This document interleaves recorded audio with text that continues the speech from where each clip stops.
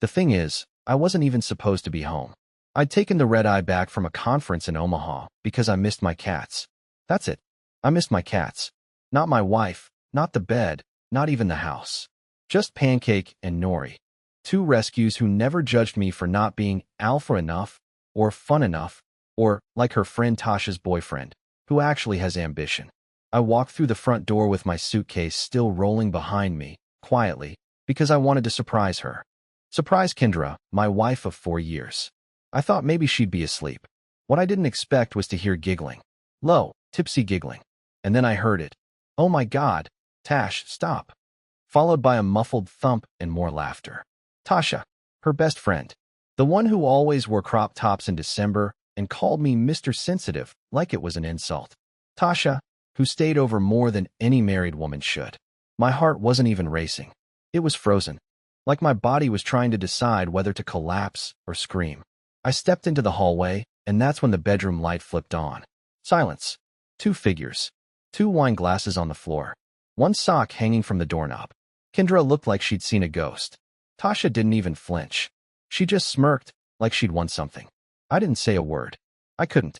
My throat was tight like I'd swallowed a brick. Kendra wrapped the blanket tighter and stammered. Ellis, I thought you were in Nebraska. I missed my flight. I lied. I couldn't even tell the truth in my own house anymore. Then Tasha stood up, walked over like this was just brunch and not the end of my entire belief system, and said, maybe if you knew how to keep her happy, you wouldn't be walking into surprises. I blinked. Kendra didn't defend me, didn't yell, didn't even deny it. She just muttered, she understands me in ways you don't. And Tasha, as if reading off a script, leaned in and said, then let me try. I laughed, not because it was funny, but because I realized I'd lost something I never actually had. The next morning, the kitchen smelled like vanilla candles and denial. Kendra acted like nothing had happened. She was humming, making coffee, barefoot in one of those oversized t-shirts she used to wear when things were still good between us, before her version of good meant someone else on the other side of the bed. I just stood there, frozen by the refrigerator, trying to remember how I used to love her, trying to convince myself that what I saw last night was a bad dream. But I wasn't asleep, and she wasn't innocent. I finally broke the silence with the dumbest question imaginable. Did you sleep well? She didn't even flinch. Yeah, it was peaceful. Peaceful. I had slept in my car. Tasha was gone, of course. No note. No awkward goodbye. Just a lipstick stain on one of our glasses and her cheap floral perfume still hanging in the hallway like a warning. I looked at Kendra and said, we need to talk. She rolled her eyes, sipped her coffee, and muttered, I figured we would. I started to speak about what I saw, what I heard, what she let happen, but she held up her hand like I was interrupting her monologue. Look, Ellis, she began. You've been emotionally checked out for months. You think because you refill the soap dispensers and listen to sad indie music that you're this amazing husband. But I've been dying in this marriage. You don't challenge me. You don't excite me. You just orbit me. I stood there, my mouth open, feeling like a clown in a play I didn't audition for. Every word she said landed like a slap. Not because they were new, but because she'd been storing them, holding them like bullets in her pocket, just waiting for the perfect time to fire. I told her she didn't have to lie to me anymore, that if she wanted to be with Tasha, she should just say it. That's when she laughed. Not nervously, not guiltily. She laughed like I'd just suggested aliens built the Eiffel Tower. Me and Tasha? God, no. That was just an impulse, a mistake. But then she paused, and for a moment, her face cracked into something vulnerable. She looked away and whispered, but it felt good to be wanted. That broke me more than anything. Not the cheating, not the betrayal, but that phrase, to be wanted, like I never even counted. Later that day, I found something she didn't mean for me to see. I was grabbing ibuprofen from the guest bathroom, the one she always kept locked lately, and behind the cabinet mirror was a small folded note. It was in Tasha's handwriting. It read, don't let him guilt you. He never sees you. But I do. There was a heart drawn at the bottom, and a lipstick kiss. I sat on the floor of that bathroom for what felt like hours, staring at the note, the empty mouthwash bottle, the cheap rose-scented lotion I never liked. The guest bathroom. I never realized how much of her had moved in there. While I was sleeping in our bed, she was building a second life 6 feet away. And I still hadn't told anyone. Not even my brother. Not even my therapist. Because deep down, I was still hoping, stupidly, pathetically, that maybe she'd walk in, fall to her knees, and say she made a mistake. Instead, she walked in 10 minutes later and asked if I was done being dramatic. I tried to act normal. That's the pathetic part. I really tried. I cooked dinner that night. Roasted vegetables, her favorite lemon pepper chicken, and that wild rice blend she used to say made me look like a Pinterest husband. I don't even know why I did it. Habit? Desperation? Some final, delusional attempt to pull us back from the edge? She walked into the kitchen, saw the candles, and raised an eyebrow like I'd set the place on fire. "What's all this?" she asked, already scrolling her phone. "I thought we could talk. Just talk." She sighed. Not softly, like she was already exhausted by the idea of speaking to me. But she sat down anyway. Didn't touch the food. I started gently, asking her if she wanted to go to counseling. If she thought we could fix things. That maybe we just got lazy, or distant, or distracted. You know, like couples do when life gets loud. Kendra leaned back, crossed her arms, and said, "Ellis, you're still not hearing me. You keep offering solutions like I'm a broken appliance. This isn't about repairing us. It's about me wanting more. Wanting someone who sees me as more than a routine." That word stuck, routine. I wasn't a man anymore. I was a calendar notification, a grocery list, an automatic bill payment. I nodded, because what else could I do?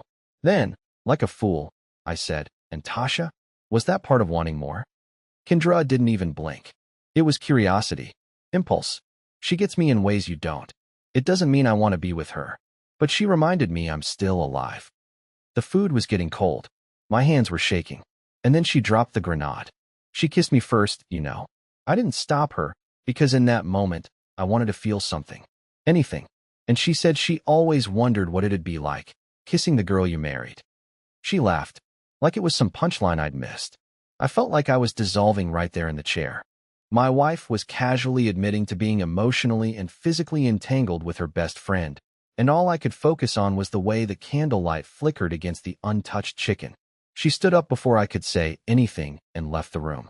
No apology, no guilt, just her voice trailing off behind her as she said, "Next time, don't overcook the carrots." That night, I couldn't sleep.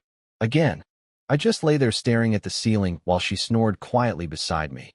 Peaceful, like she hadn't said the most humiliating things a wife could possibly say to a husband over cold chicken. I had so many questions clanging around in my head, and every one of them led to the same suffocating answer. She didn't love me anymore. And worse, she didn't even seem to care that I knew it. Around midnight, her phone buzzed on the nightstand. Then again. I shouldn't have looked. I know that. But I did. I leaned over as quietly as I could, careful not to wake her. The screen lit up with one name. Tasha. Of course. The preview was visible. I read it before I could stop myself. He still doesn't get it? God, how do you not lose your mind? My chest went tight. I opened the message thread. I know, that's a violation. But what do you call it when your wife's best friend has a habit of texting her every time you breathe wrong? The messages were endless. Some were from earlier that day, others from weeks ago. They were all a mix of cruel humor and flirty undertones. "You're too hot to be this bored. Maybe you should have married me instead. You deserve fun again." And then, 3 days before I walked in on them, Tasha had sent a photo. Not an explicit one, but suggestive enough. A mirror selfie in a towel, captioned, "Thinking about last weekend." My hands were shaking so badly, I almost dropped the phone. I looked over at Kendra. She shifted slightly in her sleep, pulling the covers tighter like she needed protection. From me? From the cold? From guilt she didn't feel? I didn't wake her. I just got up and walked into the kitchen. I stared at the digital clock above the oven and felt completely disconnected from my own life. Who was I to her now? A placeholder? A witness? Some emotionally convenient background character she no longer respected? And the worst part, this wasn't a one-time mistake. It was a pattern. A secret world between them, built on my blind loyalty. A performance where I was the only one who didn't know it was fake. I sat there until the sun came up, and by then, I decided I wasn't going to confront her anymore. Not directly. I was done asking questions to someone who had already rewritten me out of her answers. I had a new plan. For the next week, I played dumb. Smiled when she asked if I wanted anything from the store. nodded through her excuses about being too tired for conversation.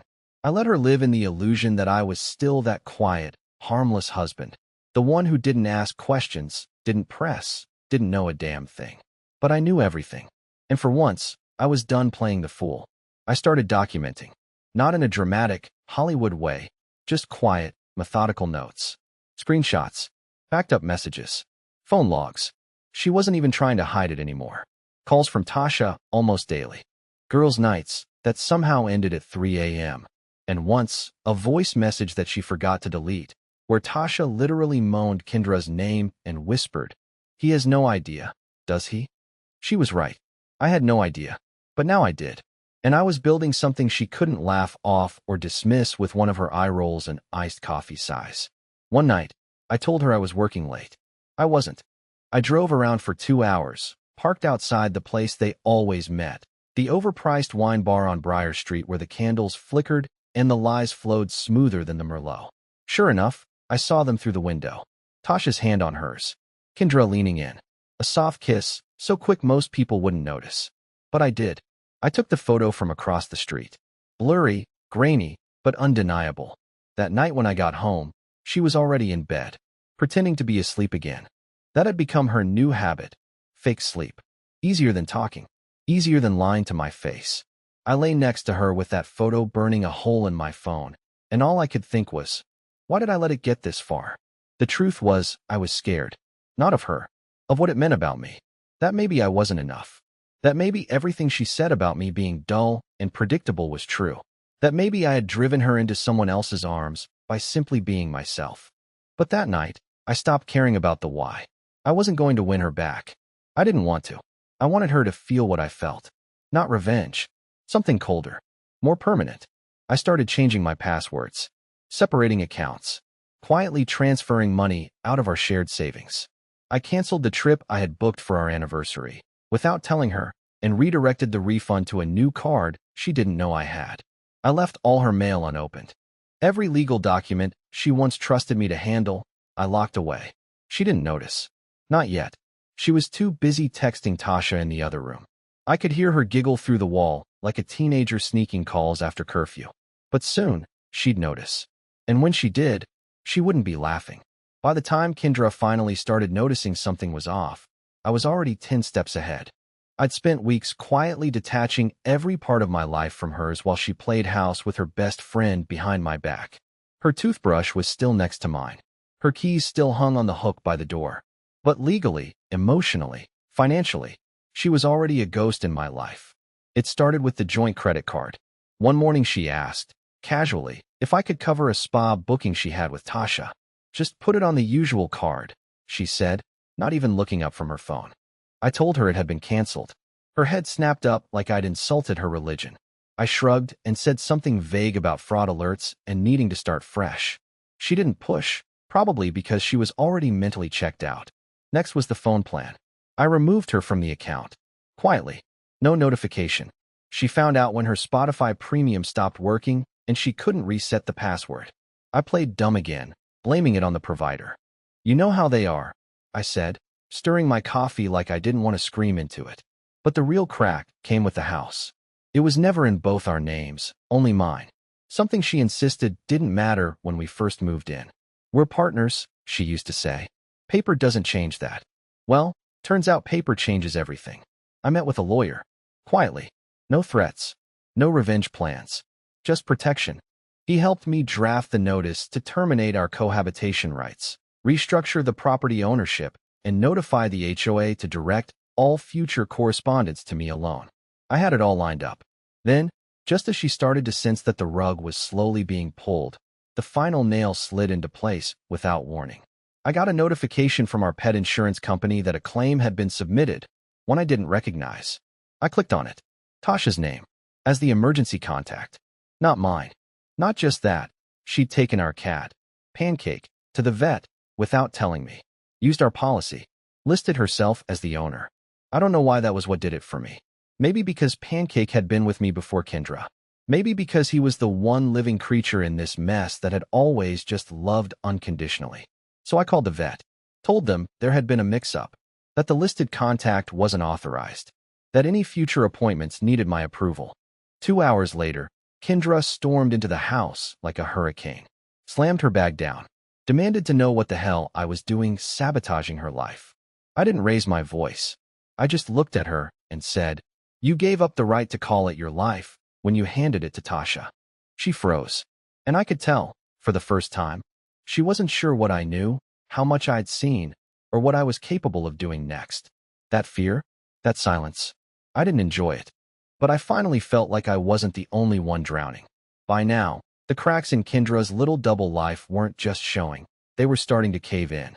She became snappy, paranoid, constantly checking her phone like it might confess something she didn't want me to see. Her laughter when she talked to Tasha changed too. It used to be smug and careless. Now it was quieter, like she was afraid I could hear everything even when I wasn't in the room. She'd started to feel it, the shift. I wasn't groveling anymore. I wasn't begging. And that made her uneasy. But she had no idea what was coming next. Because the thing about people like Tasha, they don't do loyalty. They do convenience. I never planned to involve her. I hated her, honestly. But the day she texted me, not Kendra, changed everything. I was sitting in the car, waiting for my lunch order, when I saw her name pop up on my screen. "Can we talk?" That was it. Just that. No context. I stared at it for 5 minutes before answering. "Why?" She replied within seconds. "Because I'm starting to think she's been using both of us." I didn't respond right away. I let her stew for a few hours. Then I met her. Not alone. I brought a friend and stayed in a public place. I'm not an idiot. Tasha showed up looking nothing like the woman who had once flirted her way around my marriage. She looked tired, bitter. She sat down and said, "I think Kendra's planning to leave both of us. She's been texting her ex again." I didn't know what was worse, that she thought this would shock me, or that she assumed I'd care. Tasha told me that Kendra had promised they'd run off together, that she said I was emotionally done, that I wouldn't fight her on anything.